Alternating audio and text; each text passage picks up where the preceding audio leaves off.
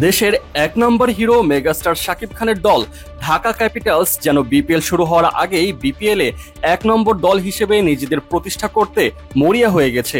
BPL শুরু হতে এখনো দেরি, অথচ এর মাঝে বাংলাদেশ দলের দুই তারকা ক্রিকেটার তাসকিন আহমেদ ও সাইফ হাসানকে নিজেদের দলে অন্তর্ভুক্ত করে ফেলেছে ঢাকা ক্যাপিটালস।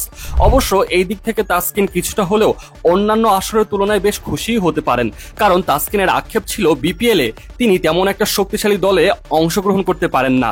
তবে এবার শাকিব খানের দল যেভাবে এগিয়ে যাচ্ছে তাতে করে বলাই যায় তাসকিন এবার শক্তিশালী দলের হয়ে খেলতে যাচ্ছেন। আর ওদিকে আবার গুঞ্জন শোনা যাচ্ছে সাব্বির রহমানকেও দলে অন্তর্ভুক্ত করতে পারে ঢাকা ক্যাপিটালস। গেল আসরের মধ্যে যে কয়টা ফ্র্যাঞ্চাইজি অংশগ্রহণ করেছিল তাদের মধ্যে মাত্র দুটি ফ্র্যাঞ্চাইজি এবারের আসন্ন বিপিএল এ অংশগ্রহণ করতে যাচ্ছে। নিজেদের সুনাম ধরে রাখার জন্য বদ্ধপরিকর ঢাকা ক্যাপিটালস, এর জন্য নেই কোনো প্রকার কমতি। এর মাঝেই শুরু হয়ে গিয়েছে প্রচারণা। ঢাকা ক্যাপিটালসের সোশ্যাল মিডিয়ায় ঢুকলে দেখা যায় তারা সর্বপ্রথম ফ্র্যাঞ্চাইজিটির অন্যতম মালিক শাকিব খানকে নিয়ে একটি ছোট্ট ভিডিও প্রকাশ করে। শাকিব খানকে নতুন আসরের জন্য সবার সামনে উপস্থাপন করার কিছুক্ষণ পর আরো একটি পোস্ট করতে দেখা যায় ঢাকা ক্যাপিটালসের সোশ্যাল মিডিয়ায়, যেখানে একটি ধাঁধা রাখা হয় কাকে পরবর্তীতে তারা সাইন করতে যাচ্ছে। এর পরের পোস্টে তারা প্রকাশ করে সাইফ হাসানকে, অর্থাৎ বিপিএল এর ড্রাফট শুরু হবার আগেই তারা আগের আসরে রংপুর রাইডার্সের হয়ে খেলা সাইফ হাসানকে নিজেদের দলে অন্তর্ভুক্ত করে নেয়।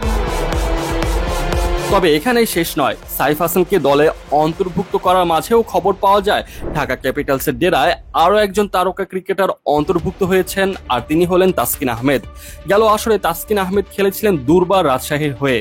সেবার দুর্বার রাজশাহী দল হিসেবে একেবারেই দুর্বল ছিল, তবে বিতর্কিত কর্মকাণ্ড ঘটানো হিসেবে এক নম্বরে উঠে এসেছিল, আর সেই দলেরই সদস্য ছিলেন তাসকিন আহমেদ।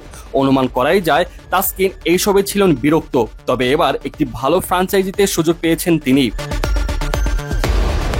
সময় এখনো বাকি। গেল আসরে শক্তিশালী দল গড়লেও তেমন একটা ভালো পারফর্ম করতে পারেনি ঢাকা, তাই দ্বিতীয় আসরে মাঠে নামার আগে দলের অবস্থান আরো শক্তিশালী করেই মাঠে নামবে শাকিব খানের ঢাকা ক্যাপিটালস, এমনটাই ধারণা করা হচ্ছে।